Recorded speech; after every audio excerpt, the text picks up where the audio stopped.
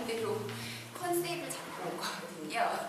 뭐 여러 가지 컨셉을 잡고 온데, 그래서 오늘의 제 컨셉은 이제 여기 제목으로도 나와 있지만, 이제 제가 그동안 해왔던 작업들, 사실 이 책에 서론에 이제 그 관통이라는 항목이 있는데요. 그러니까 그동안 이렇게 쭉 경과보고 같은 거랄까요? 네, 근데 경과보고는 조금 딱딱한 얘기고, 어떤 걸 관통해서 지금 여기에 와 있고, 또 그 관통 속에서 이제 어디로 가게 될 건지, 그리고 뭐 제가 완전히 예측할 수는 없는 거지만, 이제 조금은 가능해 볼 수 있지 않을까, 이제 그런 경로를 거쳐서 말씀드려보려고 하는데요. 그래서 이 제목, 골칫덩어리, 부적절한 정령, 그리고 정동이 이제 그런 관통 경로의 순서, 시간의 순서입니다. 그래서 이 골칫덩어리라는 키워드는 이제 2005년도에 나왔던 제 책, 이제 그 역사적 파시즘 작업을 할 때 그 책이 또 꽤 오랜 시간이 걸려서 이제 다른 곳으로 나온 책이었는데요. 그때 화두로 삼았던, 그런데 사실 그 책에서는 아직은 온전히 해결하지 못했던 남은 문제였고요. 그 골칫덩어리라고 불렀던 것들을 이제 해명해 보기 위해서 이제 뭐 이러저러 뭐 이렇게 좀 여기 책에도 말씀드렸는데 시행착오도 겪고 이렇게 하면서 만나게 된 키워드가 이 부적절한 정령, 혹은 이제 풍기문란이라는 키워드고요. 그 이제 이 풍기문란과 부적절한 정념에 관한 연구를 특히 이제 역사적으로 계속 해오면서 이 연구를 해야 되나 말아야 되나의 위기의 순간이 굉장히 많았는데, 이제 거기로부터 저를 인도해준 이제 하나의 또 다른 키워드를 만난 게 실은 이제 정동이었습니다. 그래서 그 각각의 궤적들에서 이 키워드들을 만나게 되는 장면이랄까요? 그런 것을 좀 전하고 싶은데, 사실 이제 제 지금 연구나 글쓰기, 특히 이제 이 키워드를 가지고 고민하면서 글쓰기에 대한 고민들을 훨씬 더 많이 하게 되었는데요. 이제 제가 녹차를 보여드리는 거기에 있다가 제가 좀 설명을 드릴 텐데, 현재 이제 가장 어려운 게 제가 이 키워드 혹은 이 키워드 라고밖에 말씀드릴 수 없지만, 실제로는 이런 키워드로 이렇게 설명되지 않는 어떤 존재들 또는 어떤 모습들, 어떤 상태들을 그 만나게 되는 과정, 혹은 그거를 만나는 그 만남의 순간 제가 이렇게 보게 되는 대면하는 세계라고 할까요?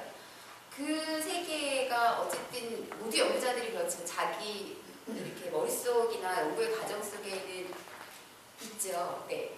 있는데 그것을 어떤 식으로 이제 언어화할 것인가라는 것은 굉장히 좀 다른 문제인 것 같은데요. 그러니까 일반적인 차원에서 자기의 연구의 모티브나 이제 이런 것들을 뭐 연구 결과로 내는 그런 어려움의 문제도 있겠지만, 사실 이제 제가 여기서 부딪혔던 문제는 이 세계가 실은 뭐 조금 건방지게 말씀드리자면, 우리가 현재까지 하고 있는 이런 학문적인 패러다임이나 혹은 언어화의 방식으로는 담겨지기 굉장히 어려운 어떤 거나, 혹은 그거로 형상화를 과연 할 수 있을까? 또는 형상화해도 되는 것일까?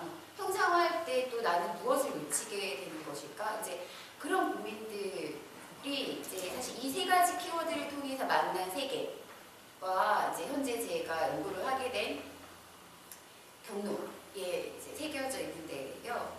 그래서 또 막 돌아오자면 이 책 무한히 정치적인 외로움에 글 쓰는 방식이 이제 뭐 제목도 그렇지만 뭐 이른바 이제 학문적인 글쓰기와도 좀 다르고, 또 그렇다고 해서 비평적인 글쓰기와도 다르고, 그러니까 그래서 어떤 분들은 약간 인상적으로 이 책 보시고 되게 뭔가 말랑말랑한 것 같다라든가, 아니면 뭔가 외로워져라든가 뭔가 슬픈 것 같아 이제 이렇게 얘기하시는데, 뭐 그렇게 받아들이실 수도 있겠지만 어떤 면에서는 좀 인상일 수도 있겠다라는 건데요. 사실 이 책에 있는 어떤 글쓰기의 방식도 그런 의미의 연구의 이제 결과로서의 하나의 시도였거든요. 이제 그 부분에 대해서는 나중에 또 말씀을 드리도록 하겠습니다. 그래서 먼저 제가 이런 경로들을 가게 된 이제 가장 중요한, 좀 가까웠지만 가장 중요한 순간들은 이 골칫덩어리라는 존재들을 만나게 되는 그 순간부터 말씀드리면 좋을 것 같고, 그것은 사실 제가 여기 오늘 나눠드린 발표 그 자료집에서 이기영의 성화라고 그래도 이제 좀 잘 알려진 텍스트이고, 이제 뭐 문학사라든지 뭐 이런 쪽에 좀 관심이 있으시거나 사회주의 논쟁에 관심이 있으신 분들에게 훨씬 더 익숙한 그 텍스트를 빌어서 다시 한번 이제 설명을 드릴 것이거든요. 그래서 먼저 아직은 그것을 어떻게 말할 수 있을지 모르겠다라고 했던 그 세계 혹은 그 시대에 대한 이야기를 먼저 간단하게 드리고 싶어요. 제가 역사적 파시즘 작업을 하게 된 건 이제 그 파시즘과 젠더 정치라는 것이 이제 제 연구 주제인데요. 네, 제 연구 주제는 그것입니다. 파시즘과 젠더 정치.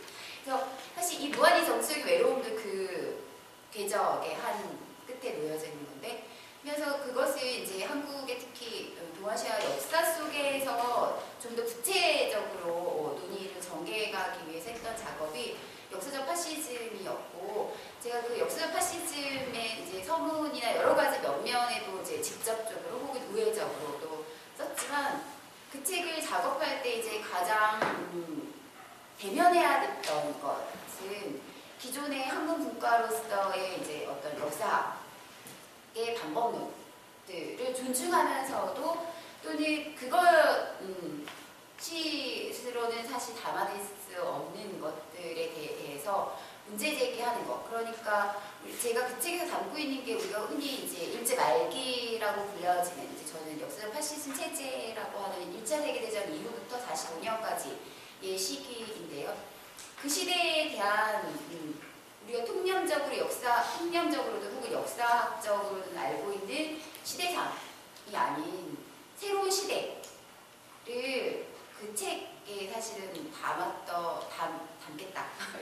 결과가 그렇게 되는지 모르겠지만 의욕은 그것을 담겠다라는 건데, 그건 뭐 제 연구자로서의 욕심이라는 차원도 물론 있겠지만, 그것보다는 제가 실제 그 시기에 그 시기를 만날 수 있는, 구할 수 있는 거의 모든 종류의 자료들을 이렇게 만나면서 왜 어쨌든 그 자료로도 만날 수 없는 세계들은 훨씬 더 많겠지만요, 왜 이 세계들이 여태까지 기존의 역사학 속에서는 담길 수가 없었을까, 또는 왜 담기지 않을까, 이제 이런 고민들을 해왔고, 또 더 흥미로운 것 중에 하나는 1차 세계대전 이후부터 45년까지를, 그러니까 그 자료들을 따라서 이렇게 그 시대의 흐름, 그러니까 이제 파시즘이라는 게 하나의 역사 체제로 이렇게 자리 잡아가는 그 시대의 흐름, 이게 그 안에 그 물결을 타고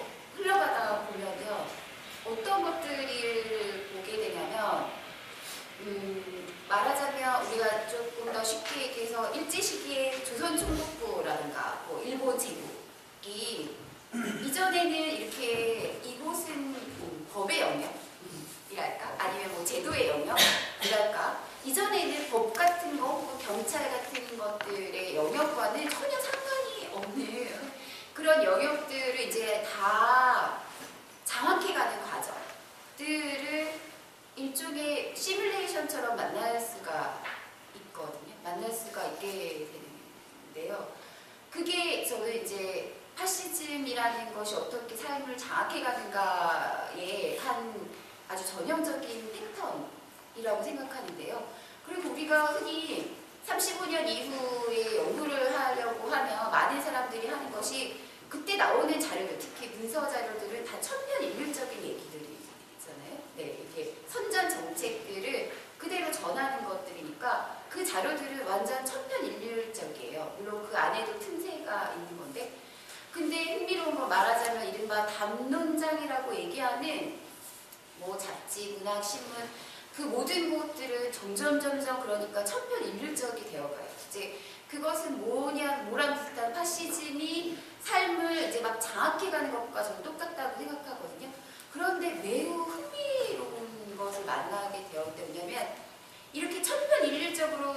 개가 그래서 모든 것을 이렇게 이제 잡아 먹어가는 비유하자면 그런 것인데요.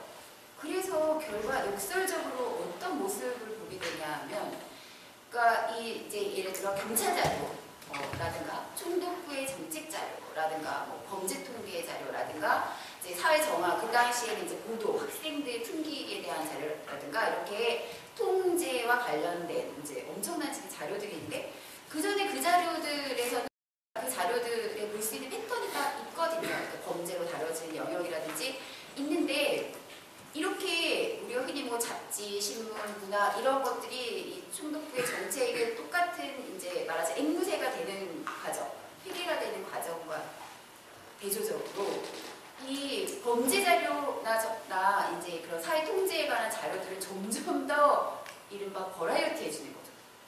버라이어티해지는 거예요. 뭐냐면 범죄의 종류가 엄청 많아지고 단속해야 될 대상들이 엄청 많아지고 그래서 사실은 이 한쪽의 공간이 완전 획일화되고 앵무새가 되고 이렇게 이제 우리가 흔히 암흑기라는 상징을 보는 다른 한편에 있는 공간들에는 이제 법이라든지 범죄자라든지 막 이런 이름, 뭐 온갖 종류의 이름으로 엄청나게 다양한 존재들이 이 안에 들어오게 되는 거예요. 그런데 흥미로운 건 이들이 있잖아요. 이렇게 어떤 형태로든 이렇게 제 느낌 속에 수면 위로 이렇게 올라오는 건데요. 부정적인 현상이지만 수면 위로 올라오게 되는 것은 이전에는 없었던 일이에요. 네. 이전에는 없었는데 그러니까 이른바 뭐 담론장에서든 문학에 있어서든 이런 데서 이 존재들이 그렇게 이렇게 부각되거나 관심의 대상이 되어본 적이 없는데 거꾸로 범죄나 통제나 사회 문제나 골칫덩어리라는 것은 제가 붙이는 게 아니고요. 총독부에서 사용한 역사적인 개념이에요. 그러니까 뭐냐면 얘네들에게 붙일 수 있는 말이 없는 거죠. 그러니까 너무 진짜 얘네들은 골칫덩어리다 이렇게 규정했는데 그 뭐냐면 얘네들을 뭐라고 분류할 수조차도 없는 것이죠. 근데 이제 그거는 이제 그게 제가 여기 발표문에 보시면 악명 높은 자들 이미 이제 푸코가 그런 존재들에 대해서 악명 높은 자들이라는 이름을 붙여놓은 바가 있고 또는 다스릴 수 없는 자들이라는 이제 그런 그 사역사 연구에서도 그런 연구들이 진행하는 바가 있는데요. 그게 한국사의 전개 과정에서는 이것도 다 사실은 역사적인 범주예요. 단지 이론적인 범주가 아니라 그 당대의 역사적 규정들, 그 당대에 사용되었던 규정들을 이후에 나중에 해석적인 범주로 이제 그 만들어낸 것이잖아요. 마찬가지로 이제 그 이 골칫덩어리들이라고 불렸던 것들을 제가 이렇게 당대 역사적으로 찾아가다 보니까 얘네들이 사실은 기원이 조금 더 앞에서부터 있는데 그때부터 뭐라고 쭉 불렸냐면 풍기문자이라고 불렸더라고요. 그래서 이들, 그러니까 말하자면 다른 형태로가 아니라 악명 높은 자들, 그러니까 이런 단속 자료, 범죄 자료, 통제 자료, 보도 자료, 보도 자료 신문 보도가 아니고 그 학생 풍기 단속을 보도라고 하잖아요. 그러니까 그런 자료들의 부정적인 형태로 각인되어 있는 이들을 도대체 뭐라고 생각해야 할 것인가? 이들의 행위는 물론 우리가 흔히 얘기하는 저항, 그렇죠? 일제시기의 의식적인 저항이라고 부르는 것들과는 뭐 다르죠. 네. 하지만 그렇다고 해서 이게 뭐 아무런 의미도 없는 것인가? 거기에 대해서 고민을 하면서 실을 이제 제가 거기 역사 패시를 내린 잠정적 결론 중에 하나가 제가 아까 어떤 이렇게 이 것들이 잠식해가는 과정들에 대한 이제 그런 형상적으로 설명을 드렸는데요. 실제로 그러니까 이들이 저항의 행위, 그러니까 그들이 하나하나 했던 것들이 저항의 행위였느냐, 뭐 의도적인 그런 것이었느냐, 이것과는 좀 다르게 말이죠. 그러니까 이거를 더 이렇게 디테일하게 설명하기 좀 이 존재들이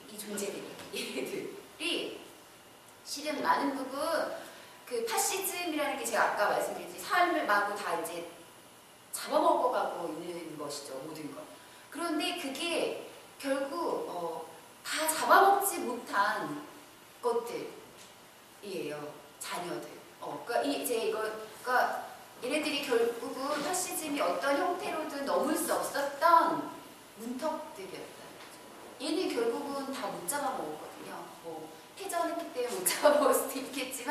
이들은 다 안 잡혀먹었어요. 예, 이렇게 통제 대상으로 얼마든지 이렇게 되어 있지만 실제로는 저항하진 않았지만 잡혀먹진 않았거든요.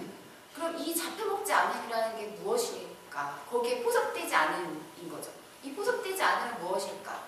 근데 이제 일제 시기에 관련해서는 여기 또 한 가지 이제 사실은 화두가 있었는데 그것은 이제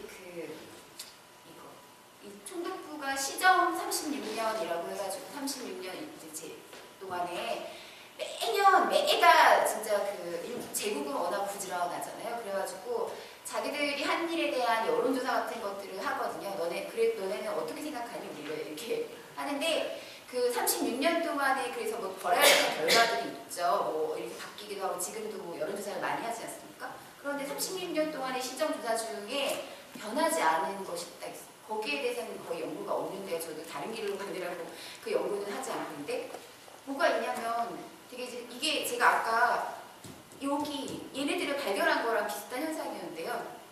다른 사람들은 이제 이 응답한 사람들, 그러니까 뭐 무슨 정책에 대해서 불만이 있다라든가 뭐 우리도 하잖아요. 5점, 4점, 3점, 2점 이런 것들은 막 이렇게 변화가 무쌍해요 실제로. 근데 변화하지 않는 거, 그다음에 분석의 대상으로 포착되지 않았던 게 있었는데 뭐냐면요. 무관심, 무응답, 모르겠다, 관심 없다 이런 거.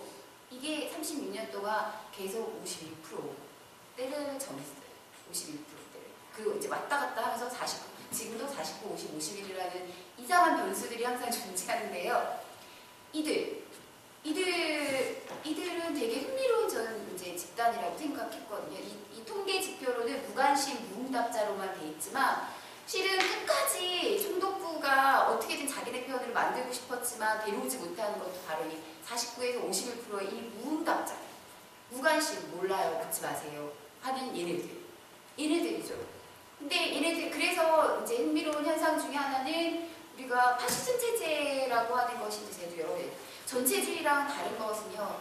얘들에게 대답을 받아야 하는 파시즘은 바로 이들의 대답에 의해서 구축되기 때문에 전시동원 체제가 되면 제일 먼저 하는 게 뭐냐면 이들의 동의를 이끌어내기 위한 엄청난 다양한 작업들을 실제로 하죠. 이 50%의 밑으로 내려가는 작업. 그게 이제 실은 우리가 말하는 전시동원 체제라는 것이죠. 그래서 그때 사실은 이들이 존재를 나타내기 시작하는 거예요. 그때 이제 관심을 갖게 되는 것이죠.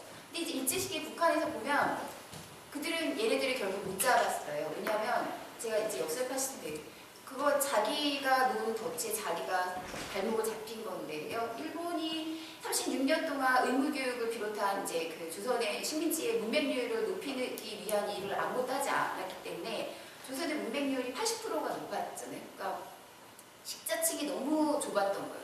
그러니까 동의를 얻고 이렇게 하려면 밑으로까지 갈 수 있는 정보망들이 구축이 돼야 되고 그렇게 해서는 이제 문해율, 보급, 교육 이런 것들이 되었을 때인데 자기네가 안 하는 것이죠.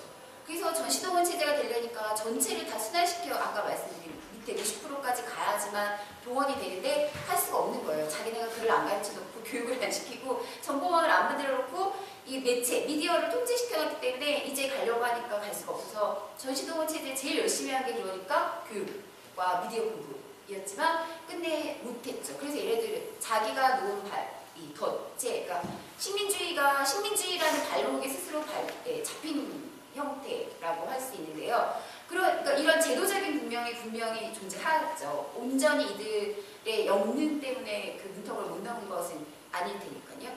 그래서 실은 이들이 단지 식민주의의 어떤 덫 때문에 이렇게 식민주의 발목을 잡은 것이냐 아니냐는 해방 후에 많은 부분 판가름이 나는 거죠. 또 우리가 이제 예를 들면 골칫덩어리들이라고 불렸던 여러 집단들이 있는데요. 그 중에 대표적인 게 이제 물란여하고 또 한 가지는 일하지 않는 자들이에요. 네, 그것도 이제 계절 노동자들이거든요. 그래서 막 한 군데 못 박혀서 일하지 않고 막 떠돌아다니면서 여기 좀 일하다가 하기 싫으면 그만두고 뭐 그냥 막 놀고 먹고 하다가 그냥 이렇게 그때그때 일자리 구해가지고 그리고 막 여러 지역으로 돌아다녀서 얘네들을 어딘지도 잘 파악이 안 되고 이런 애들이거든요. 그러니까 일제 시기 동안 이들이 예를 들면 총독부의 정책이라든지 이런 것에 대해서 어떤 집단적이거나 조직적이거나 의식적인 저항을 했다는 흔적은 찾아보기 어려워요. 없었다라고 말할 수는 없지만 찾아보기 어렵죠. 하지만 하지만 우리가 이들이 이제 이 걸어왔던 행로들이요. 그들이 어디로 이동하는가를 총독부나 경찰 당국이나 특히 이제 노동관리하는 부서들에서 이들의 행적을 이렇게 다 포착하기 위해서 무지하게 애쓰거든요. 그러니까 이들이 문제적인 골칫덩어리가 되는 거는 얘네들이 떠돌아다니기 때문에 얘네들을 포착할 수가 없는 것이에요. 막 떠돌아다니거든요. 제가 지금 말씀드리고 있는 게 결국 다 정동과 연결이 되는 건데요. 떠돌아다녀요. 그러니까 이렇게 이 퍼스펙티브 안에 들어오지 않는 거예요. 총독부가 이렇게 보는 그 퍼스펙티브로 딱 안정적으로 포착이 안 되니까 얘가 이렇게 저기 있다가 없어졌다. 저기 있다 없어졌다. 계속 이러니까 불안하죠. 그리고 얘네들이 온전히 이렇게 들어오지 않는 것이에요.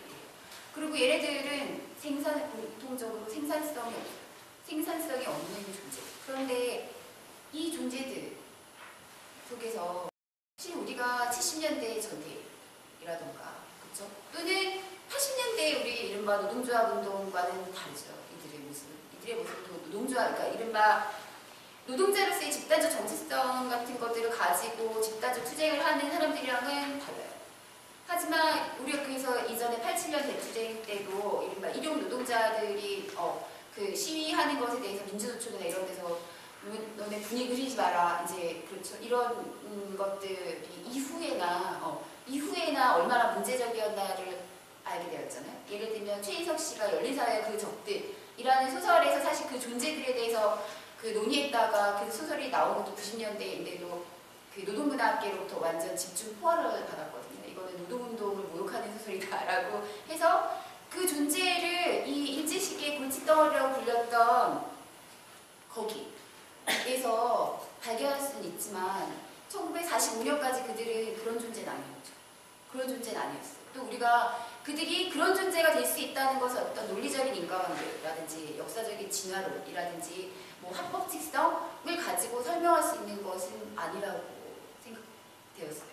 그러면 이 문제가 이 풍기불란한 부적절한 그리고 자기들의 의지나 이런 것과는 상관없지만 어쨌든 파시즘이 우리 삶을 모두 잡아먹는 것에 걸림돌이 되었던 이들이 어떻게 정치적 주체로 이행하게 되나. 그러니까 제가 이 다른 책에서는 이렇게도 화두를 했었는데요. 예를 들면 대표적으로 10대 소년. 그렇죠. 사실 우리가 얼마 전까지만 해도 10대 소년을 보호하고 이렇게 해줘야 되지 그들이 무슨 의식 있고 정치적 주체로 될 거라고는 꿈도 꾸지 않았던 뭐 그런 거죠. 10대 소년은 언제나 빨간마우라라든지 뭐 팬덤이라든지 엄지족이라든지 이런 이제 대중문화에 무차별적으로 노출된 이렇게 무지한 감염되기 쉬운 소비자 정도 미성년 정도로 보았잖아요. 그러니까 실은 우리 이제 촛불 집회 때 이렇게 비로소 논의되었던 이런 촛불 소녀라는 존재들은 사실 이런 형태로 이제 의미 규정, 정치적 주체로서의 의미 규정 되기 전에 실은 무엇으로 사회에 이렇게 드러났었냐면요. 빨간망. 제가 아까 이렇게 이 악명 높은 자들의 형태로만 모습을 드러냈던 존재들. 그리고 그 시대에는 이들의 행위라든지 이들이 이렇게 담론 공간에 수면으로 올라올 때, 다 공포의 대상으로 문제거리들로 올라오는 거죠. 그리고 그들은 문제거리로만 사실은 그 시대에 끝나죠. 우리가 빨간 마우라라는 것이 뭔지 아시겠어요? 그때 전부 다 문제거리일 뿐이었죠. 얘네들 진짜 망조다, 망조.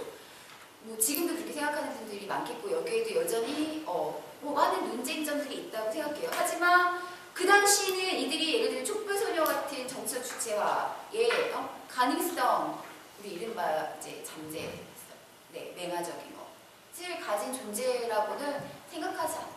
해석되지 않았죠. 그리고 그렇게 해석되지 않기 때문에 이들은 그저 빨간 마우라, 부적절한 범죄 기록자로 남게 되고 그것을 제가 이 풍기불란한 이 책에서는 삶의 단경 혹은 운명이라는 화두를 가지고 고민하고 있는 중인 작업입니다. 그러니까 실은 이제 그거를 하나의 인간의 단위의 삶으로 들어오면 그쵸. 이렇게 해석되지 않을 때 이 존재의 존재의 의미는 그냥 범죄자로 끝날 수밖에 없죠. 누군가는 어떤 혁명적 주체, 또는 혁명적인 주체로서의 어떤 영웅적인 삶으로 그 존재의 의미가 부여될 수도 있겠지만 사실상 똑같은 얘기였을지 몰라도 어떤 시대에 어떤 사람은 그저 범죄자라는 굴레를 벗어날 수 없다는 것이죠. 그거야말로 우리가 생각해봐야 될 어떤 운명이라는 것이 아닐까. 그리고 그 운명이라는 것 누군가에게 그러니까 어떤 제한된 운명을 정해준다. 또는 그 제한된 운명의 굴레를 벗어나지 못하게 한다는 것. 그거야말로 파시즘 사회가 아닌가. 이제 제가 그런 역사적인 작업들을 해오면서 우리가 파시즘이라는 것들을 되게 많은 부분 추상적이거나 어떤 정권의 성격이나 이제 이런 차원으로 논의를 하는데 물론 이제 그런 부분도 전 중요하다고 생각하는데 이제 역사적인 작업을 해오다 보니까 그런지 모르지만 이것은 진짜 인간 삶을 하나의 철저하게 운명의 굴레에 가둬두는 것. 또 어떤 존재들의 삶의 반경을 마치 운명처럼 이렇게 제한하는 것. 그래서 실제 그 안에 있는 사람들이 그 운명이라고 숙명으로 받아들이게 되죠. 우리가 흔히 얘기하는 어쩔 수 없다. 이런 거. 세상은 변하지 않는다. 라고 느끼는 거. 삶을 개토화시키는 것들이죠. 그래서 실은 이 무한히 정치적인 외로움의 그러니까 화두들을 제가 오늘 나눠드린 자료가 이제 제가 이 두 책은 이제 제가 같이 거의 작업을 해오겠지만 시간적으로는 여기 쓰여져 있는 음란과 혁명이라고 되어 있는 이 책도 이제 지금 나오는데요. 이 책과 함께 이제 고민한 결과라고 말씀드릴 수 있고요.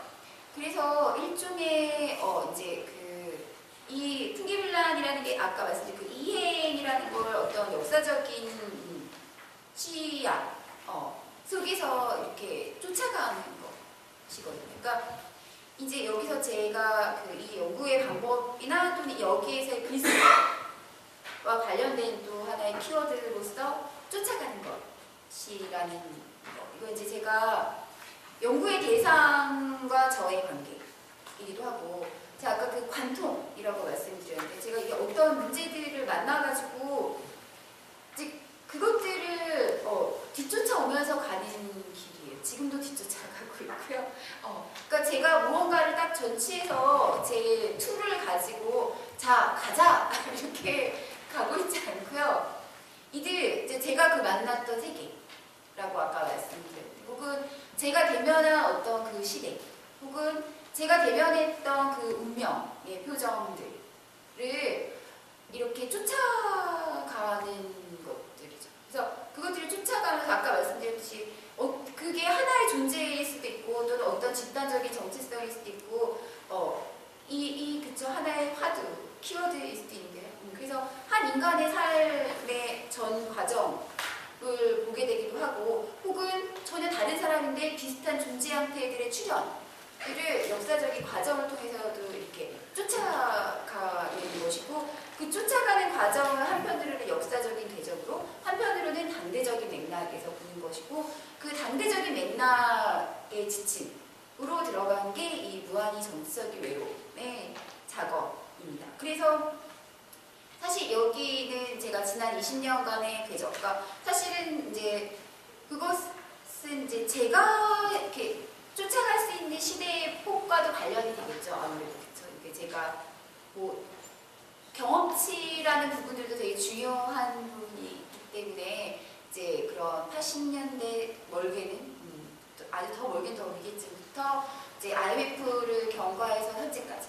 그런데 많은 부분의 출발은 아주 가까운 현재로부터 하고 있습니다. 아주 가까운 현재의 어떤 단초들을 이게 실은 예를 들면 엄마를 부탁해라든지 이런 것들이 실은 이제 더 깊이는 이제 이렇게 제가 이 얘네들을 쫓아오면서 멀리까지 가겠지만 이 87년 이후의 어떤 우리 시대의 이런 흐름을 속에서 얘네들이 이렇게 올라오고 있는 것들을 제가 만나고 그걸 쫓아가고 있는 것이죠. 그러니까 일종의 그러니까 제가 87년 이후부터 현재까지 우리 시대의 어떤 정념의 지도를 그려보여드리겠습니다. 라는 것과는 거리가 멀고요.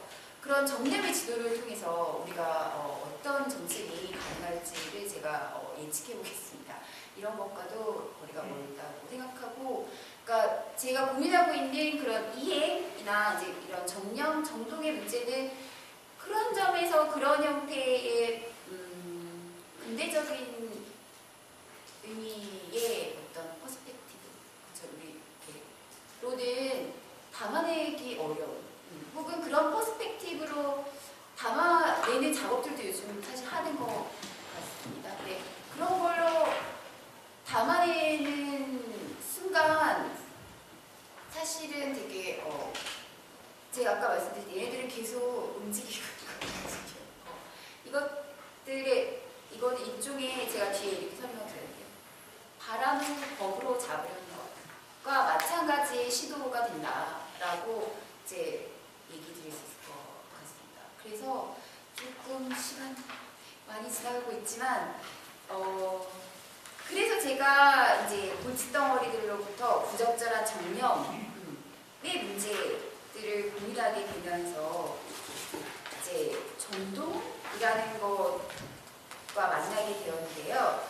이제 여기에 대해서 굉장히 많이 이제 많은 분들이 질문들을 많이 해주셨었어요, 그동안에도. 그래서 제가 여기 이제 그 나눠드린 자료집에 아까 말씀드린 성화라는 작품을 가지고 이제 이 메커니즘, 제가 생각하는 정령과 정도, 그 다음에 그것이 이제 역사적인 규정성과 해석적인 함의들을 조금 이렇게 형상적으로 소사를 들어서 실은 이건 형상화되기 되게 어려운 문제인데요.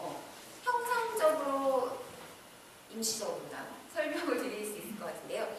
혹시 이 많은 여기 우리 그 문학 전공하는 분들도 많이 오셨기 때문에 이 이경의 서화 많이들 보셨죠? 혹시 보신 분들 계신가요? 좀 봐주세요, 여러분. 보신 분들 별로 없으시네요. 네. 그 이경의 서화는 굉장히 짧은 단편인데요. 네, 이게 일제 시기에도 굉장히 이제 그 많은 논쟁을 일으켰던 작품이고요. 그래서 이후에 이제 문학사 해석에서도 되게 중요한 작품이면서 동시에 이제 그 사회주의적 주체화와 관련해서도 굉장히 이제 중요한 화두가 되는 작품인데요. 이 작품은 짧은 단편이고 원래는 이기영이 이거에 썼던 거를 이어가지고 장편으로 만들려고 했는데 이기영의 글에 따르면 검열을 비롯한 여러 문제로 인하여 포기하고 이제 고향이라는 이것도 정말 잘 알려진 일제시기가 조선 근대문학의 최고의 장편소설가라고 이제 평가받았던 고향이라는 작품이 나오게 됩니다. 이제 서화는요, 그 여기에 나와있는 돌쇠라는 그 소작농이라고 말하기도 어렵고 소작을 붙여먹을 눈이 거의 없는 그냥 이제 그 거의 계절로 좀 노동자 이렇게 농사 조금 짓고 그 근처에서 도로공사 있으면 가가지고 그날 일하고 제방공사 있으면 거기 가서 일하고 그 다음에 일 없을 땐 도박하고 노름하고 그래가지고 또 일거리 없으면 일 대신 도박하러 가는 거예요. 도박판에서 돈 따가지고 그거로 생활비 하고 그 다음에 가는 그 동네 이제 유부녀인데 이름도 예쁜 이쁜이라는 여주인공인데요. 이쁜이의 남편은 반편이에요. 우리가 흔히 말하는 옛날 말로 하는 그쵸? 좀 모자라는 근데 집에 돈이 많아요. 그래가지고 일종의 그 당시로 치면 이제 그 노예 결혼을 한 거예요. 이쁜이는 가난한 소작농의 딸이거든요. 팔려간 거죠. 근데 이제 걔랑 정분이 나가지고 이제 간통을 하죠.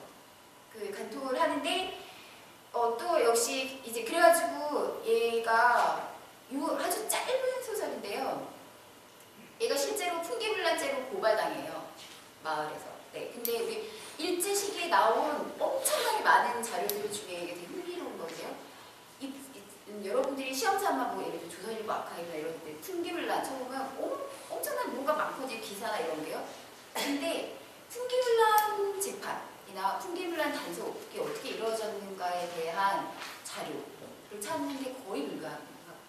이 풍기불란 재판이 이루어지는 장면이 나와 게다가 더 재밌는 건 이 서화가 그렇게 많이 연구가 되었는데도 불구하고 지금까지도 이 서화의 핵심 내용이 풍기불란 재판이다 라는 걸 연구자들이 아무도 얘기를 하지 않았어요.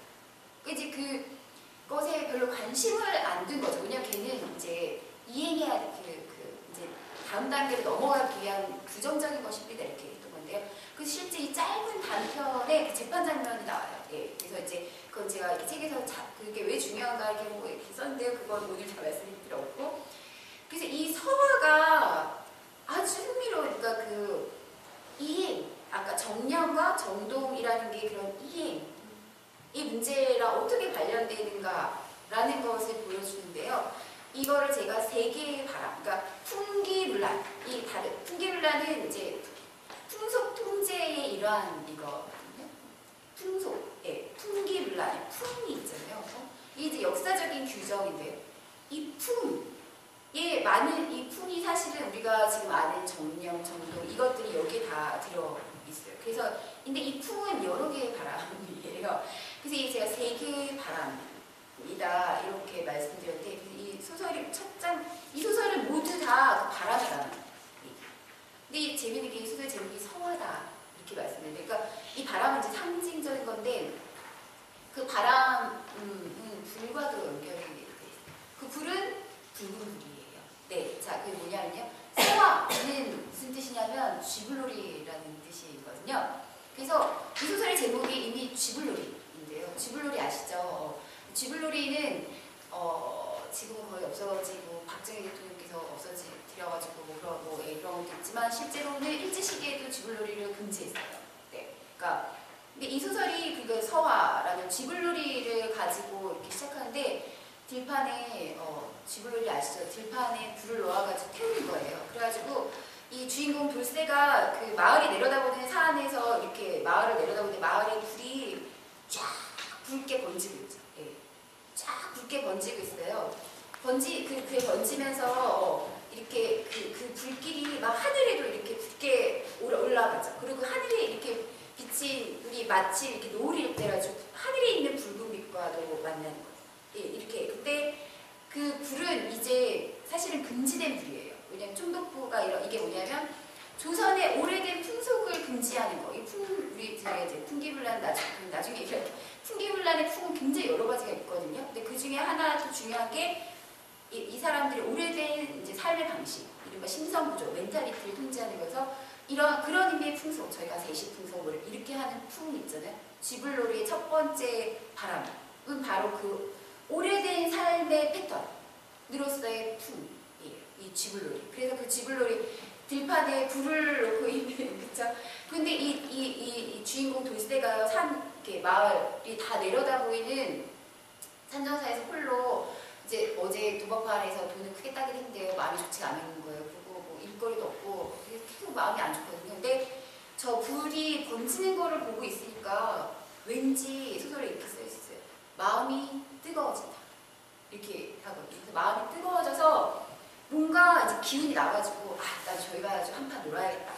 이렇게 이제 작정하고 마을로 내려오는 게 소설의 초반인데 바로 이거예요. 이 들판의 불, 첫 번째 이 바람이 실은 그죠, 아까 쥐불놀이인데 이게 첫 번째 바람이라고 말씀드렸는데요. 얘가 돌쇠의 마음속으로 옮겨 붙어오죠. 그래서 여기다 불을 놓아요. 이게 이른바 정념이죠. 예, 우리 정념은 타오른다 이렇게. 정념은 사실은 나 안에는 자가발전으로 타오르는 게 아니라 실은 바깥에, 그죠? 내 바깥에 있는 게 나에게 들어오는 거. 받아 안는 거잖아요. 파토스라는 거. 받아 안아요. 그래서 이 안에서 불타오르죠. 이게 두 번째 바람, 정념이에요. 그런데 얘는 있잖아요. 내 안에, 저 바깥에 불이 내 안에 불로 들어와서 불태우기 위해서 뭐가 필요하냐면 바깥의 불을 내 안으로 들여오는 거. 이게 세 번째 바람. 이게 지금 이 마을에 불을 막 놓고 있고 바람이 들어가지고 이 마을에 이 불들을 막 옮겨가고 있다고 말씀드렸잖아요. 옮겨가서 어디를 들어왔다? 내 마음으로. 그러니까 이 바로 거리에 타오르는 불을 마음속으로 옮겨오는 거. 이게 세 번째 바람이에요. 세 번째 바람. 이게 정동이죠. 네, 세 번째 바람인데 우리가 실제로는 이 정동의 여러 가지 메커니즘인데 실제 이거는 미디어, 온갖 형태의 미디어예요. 그래서 이렇게 이 세 번째 바람, 이 거리의 바람을 마음속으로 옮겨오는 모든 것을 그래서 풍으로써 통제했어요. 풍기문란 통제라는 게 엄청나게 광범위한 영역이고 지금도 하고 있어요. 네, 우리 뭐 19금부터 시작해서 근데 외설만이 아니다. 이거 뭐냐 미디어, 연애, 사랑, 독서, 네, 뭐 놀러 가는 거 뭐든지 바람 이렇게 옮겨오는 모든 것은 세 번째 바람이에요. 그래서 실제로 놀라운 것은 일제 말기에 이 풍기물란 통제가 나중에는 이제 그래서 비국민 에 대한 이제 그 처벌로 이렇게 곧장 이어지거든요. 그래서 얘는 안 다스리려고 하는 게 없어요. 안 잡으려고 하는 게 없어요. 그리고 뭐냐면 움직이는 모든 바람이라는 그런 거잖아요. 이렇게 이동하는, 옮겨 붙는 모든 것을 다 잡으려는 이 무모한 위험한 욕망. 이 실은 파시즘의 끝이기도 하는데요. 걔는 잡히지 않죠. 그래서 이 세 개의 바람이 실제로 이제 역사적으로 보면 풍기문란이라는 게 작동하고 있는 그런 시스템이랄까요? 이고요. 원래 이제 풍기문란이라는 건 물리정적 개념이기 때문에 개념으로 잡힐 수 없는 것이에요. 이제 그게 되게 흥미로운 건데, 그래서 바람, 이게 되게 실제 작동 방식도 그렇거든요. 얘는 어떤 분류나 예를 들어 법적으로도 있잖아요. 풍기문란 통제라는 거는 분류의 원칙이 없어요. 분류의 원칙이 없고 그때그때 움직이는 거, 그때그때 새로 오는 바람, 뭐 이런 거를 다 잡아요. 이게 이제 두 가지 메커니즘이 연결되어 있는 것이죠. 그래서 이 세 가지 바람을 따라오면서 비로소 이제 제가 전동의 구조들, 그렇죠? 이렇게 밖에서 불어오는 이 세 가지 바람은 여러 가지 형태로 변화되고 움직여요. 그리고 이 바람이 이렇게 불어가지고 무엇을 옮겨올지는 그쵸? 사실 예측하기 어려운데 우리 인간의 역사나 또는 적어도 근대사를 보자면 이 바람이 불어와서 옮겨 붙이는 것을 여러 형태를 가지고 나름대로 이렇게 장악하거나 가늠하거나 예측하거나 해보려고 하는 것들이 우리 근대인들의 삶이었겠죠. 그럼에도 불구하고 파시즘도 다 못 잡았듯이 근대적인 이런 기획들, 프로젝트 그것들을 입각했던 퍼스펙티브들이 아직 그 바람을 다 잡지 못했다는 거죠. 그리고 어떤 때만 되면 그 바람에 기대려고 하는 것이잖아요. 그 바람에 대해서. 그런데 아직도 우리는 그 바람들을 이전에 100년 전에 그랬듯이 부정적인 형태로만 만나는 경우가 많은 게 아닙니다. 그리고 그 부정적인 형태로 만나는 것은 뭐 때문에 그랬냐면 바람을 법으로 잡으려고 했기 때문이라는 건데, 그 바람을 법으로 잡는 것이 실제적인 법, 경찰도 있겠지만 제도적인 또는 제도적인 학문의 방법, 또 어떤 의미에서 이 바람을 법으로 잡으려는 시도와 얼마나 다를 것인가, 제가 이제 이 연구를 하면서 그런 고민에 사실은 이르게 되었어요. 내가 얘를 우리가 잘 알고 있는 여러 가지 익숙한 학문적인 방식으로 다시 구축하는 것, 그것도 어떤 면에서 이 바람을 법으로 잡고자 하는 그런 욕망과 다르지 않는 게 아닐까. 그렇기 때문에 나 또한 그 바람과 대면하는, 혹은 사실은 대면한다는 이 내러티브 자체도 이미 그 바람을 서술하기 어려운 것이죠. 왜냐하면 바람은 우리 바깥에 있는 게 아니니까. 그러니까 그런 의미의 고민들 속에서 이제 비로소 무한히 정적인 외로움의 고민들에 이르게 되었습니다. 그래서 제가 이제 특히 이제 이 작업은 앞에 그래서 제가 세 가지를 이제 역사 파시즘에 했던 고민과 풍기문란을 관통하면서 이제 그거로부터 어떤 이렇게 몇 가지 특히 정념, 파시즘과 관련된 정념의 화두들 제가 계속 붙잡고 있었던 그거를 이제 이 현재적인 삶 속에서 이렇게 뒤쫓아가면서 그 추이들을 살펴본다. 혹은 그 모습들을 만나는 것, 혹은 그 표정들을 만나는 과정들입니다.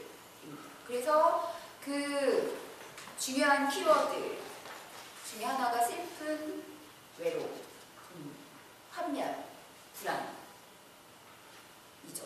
네. 그래서 특히 이 책의 제목인 무한히 정치적인 외로움인데요. 이 외로움이야말로 실은 특히 파시즘 연구에 있어서는 사실 많은 연구자들도 고민해 왔고, 그러니까 여러 패시즘 연구의 내부에 대해서는. 근데 저도 오랫동안 패시즘 연구하면서 아직까지도 결국 뭐 제일은 아니겠지만 이 문제를 아직은 우리가 그렇게 오래 패시즘 연구했는데도 해결하지 못하고 있다라는 생각. 또는 그 해결책이라는 거를 과연 어디서 찾을 수 있을 것인가? 의 문제. 또 파시즘이라는 걸 단지 체제나 아까 말씀드린 대로 특정한 정부 형태나 이런 것이 아니라 파시즘은 누누이 말씀드리지만 전제주의나 독재랑 다르고 실제로 기본적인 동력이 자발성 있잖아요. 예, 그로부터 나오는 것이죠. 그 안으로부터. 그거를 이해하거나 하지 않으면은 사실 파시즘이라는 것을 이해하는 것 자체가 불가능하다라고 생각하는 게 바로 이 외로움의 문제입니다. 그러니까 이 외로움은 파시즘을 연구하는 많은 사람들이 간헐적으로 계속 논의도 해왔고요. 저도 파시즘을 연구하면서 이제 여기 책에서도 인용했지만 한나 아렌트 얘가 이제 물론 한나 아렌트의 파시즘 분석의 틀에 대해서 완전히 사실 저는 이제 동의하는 부분은 아니고 왜냐하면 이제 특히 파시즘 연구에도 여러 가지 계보들이 있어서 이제 파시즘과 전체주의를 동일시하는 사람들도 있고 파시즘을 유럽 사회에 만연한 이제 그 내재화로 보는 사람들도 있고 거꾸로 파시즘을 그 유럽 사회에 이제 숨막히도록 고립된 상태를 돌파하려는 초월적인 것, 그러니까 반혁명적 혁명이라고 보는 것도 초월적인 지향으로 보는 건데, 그러니까 그만큼 사실은 파시즘이라는 걸 설명하는 방법이 정반대 방향으로도 막 다양하게 오기 때문에. 그러니까 한나 아렌트 같은 경우는 이제 많은 부분 파시즘과 이제 그 전체주의를 같은 맥락으로 보고 있기 때문에 이제 그 책의 제목도 사실 전체주의의 기원인데요. 거기에도 여러 가지 유보할 수 있는 여러 가지 문제점이 있다는 전제하에 이제 한나 아렌트가 그래서 이제 그 특히 유럽 사회, 근데 이건 한나 아렌트만이 했던 얘기가 아니라 파시즘을 역사적으로 분석한 많은 사람들이 이제 논의하는 게 유럽 사회의 어떤 위기감. 이라는 게 이런 형태의 사람들이 그때의 언어를 내면이죠. 언어의 외로움이라는 것들, 고립이죠.를 만들어갖고 이 외로움이 그러니까 파시즘의 그 전에 가장 큰 화두는 다 아시겠지만 매호죠. 파시즘을 연구한 사람들이 가장 해명해야 하지만 아직도 해명하지 못했고 그래서 파시즘 연구는 정신분석 연구들이 오랫동안 많은 역할을 담당했던 게 파시즘에 대한 이런 사람들의 매혹을 분석하는 것들이 여전히 화두인데 그 매혹의 동력이 되는 것이 두 가지가 있는데 징후와 외로움. 그러니까 이 징후와 외로움이 사실 두 가지가 맞닿아 있는 현상이라고 보는 것이기 때문에요. 그래서 한나 아렌트의 어떤 그런 단초들을 빌어서 저 나름대로 설명하는 것은 그러니까 한나 아렌트가 외로움과 그러니까 이제 파시즘으로 가게 되는 이 외로움과 근대인의 성찰적 고독을 사실은 구별하고 있지 않습니까? 그래서 이제 제가 나름대로 설명하는 건 외로움이 깊어지면 사실 이제 자기 파괴나 아니면 이제 무차별 살해, 묻지마 범죄자가 될 확률이 높고 실은 고독이 깊어지면 그래서 예술가나 철학자가 될 확률이 높다. 제가 이렇게 간단하게 어떤 면에서 설명드리는데 뭐냐면 외로움은 어떤 정서 상태를 말하는 게 아니고요. 제가 이 책 전체에서 여러 번 이제 그 강조를 하고 있는데도 많은 분들이 왜 제가 이 책을 읽으면서 좀 슬프다라든가 이렇게 그 어떤 정서적인 반응을 하시는 경우가 되게 많거든요. 그러니까 이 책은 사실 그런 정서적인 환기를 위해서 쓴 거라기보다 제가 그거를 어떤 지도를 그리는 게 아니라 옆에서 이 만나는 표정들을 이렇게 전한다고 할까요? 그 만남을 이제 보이는 방식이어서 사실 뭔가 읽는 느낌이 좀 다른 것이 있는데요. 그러니까 외로움은 정서적인 상태의 문제가 아니라 외로움은 다른 말로 이것도 역시 한나 아렌트의 개념이자 이 화두를 연구한 이제 대표적인 파시즘 비판 연구자가 후지타 쇼조인데요. 무사회적 고립자의 상태인 것이죠. 그러니까 이 외로움이라고 우리가 흔히 부르는 또는 그런 이제 상태로 나타나는 것은 그러니까 무사회적 고립자, 그러니까 이 세상과 어떤 관계도 갖지 않은 채 고립된 자의 상태인 거죠. 그리고 그것이 계속 이제 그 고립되어가는 상태, 끊겨 나가는 거. 그러니까 예를 들면 가족도, 친구도, 그러니까 친밀성의 영역도, 사회적 유대의 관계도 이런 것, 정치적 결사 이런 것도 마찬가지죠.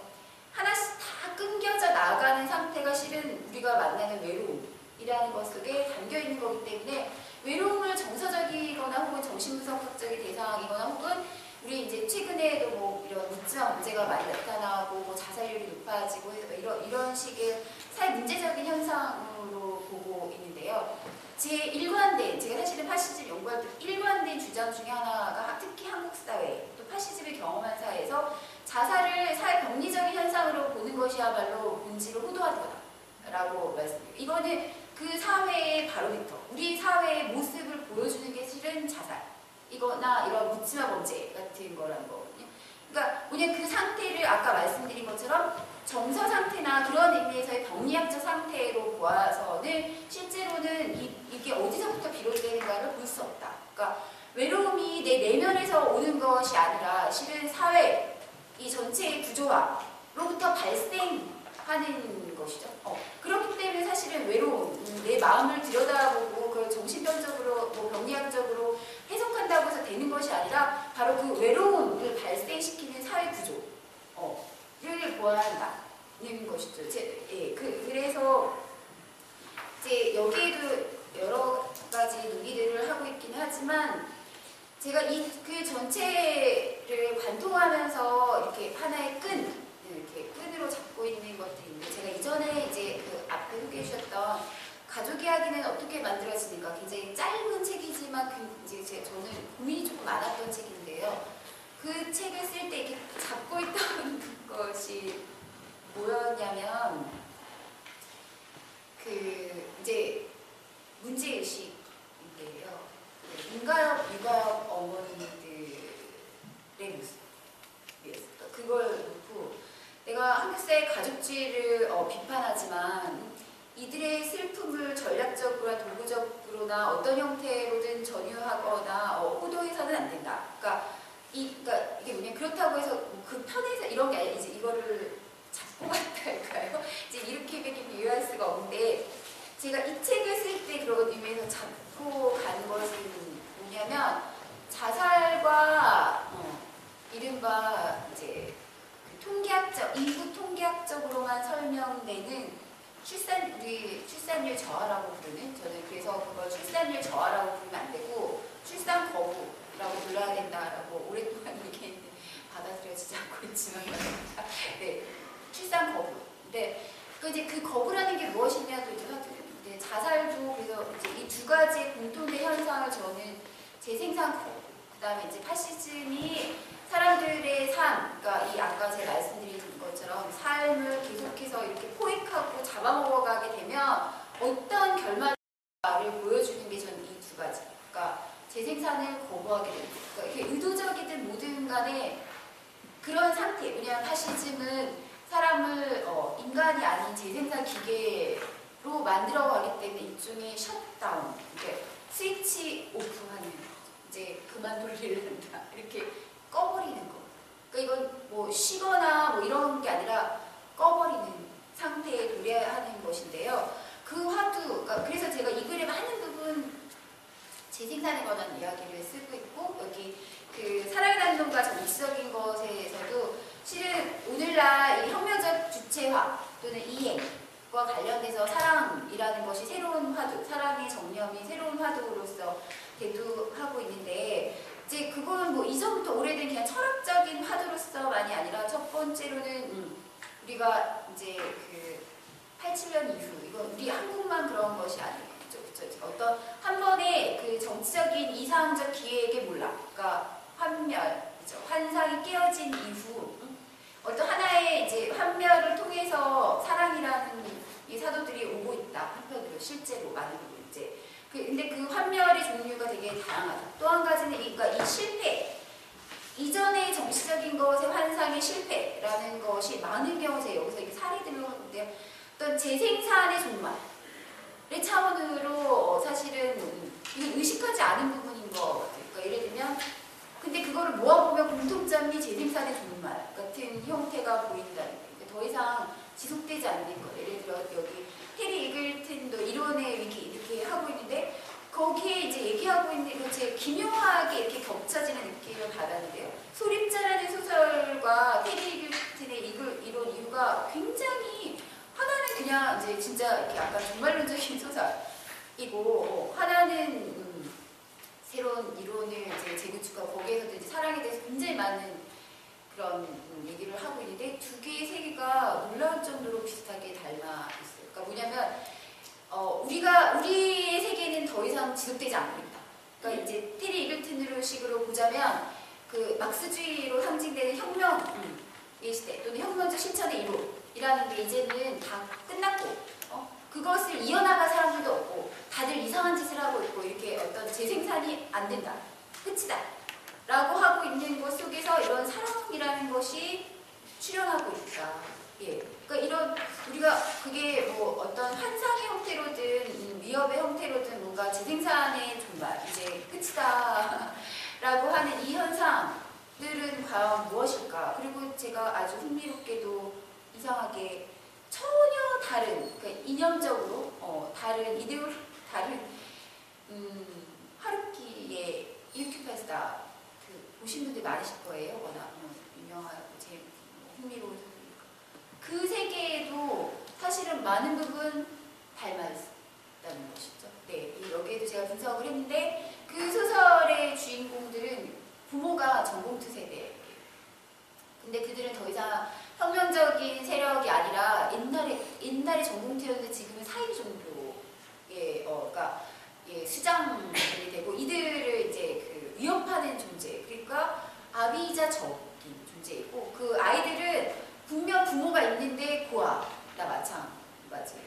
그리고 그들의 존재 자체도 이렇게 이거 스포일러가 됐으니까 그 소설 자체가 사실은 재생산의 끝이라는 것을 소설로 보여주고 있거든요. 그러니까 끝장난 세계에 대한 이야기죠.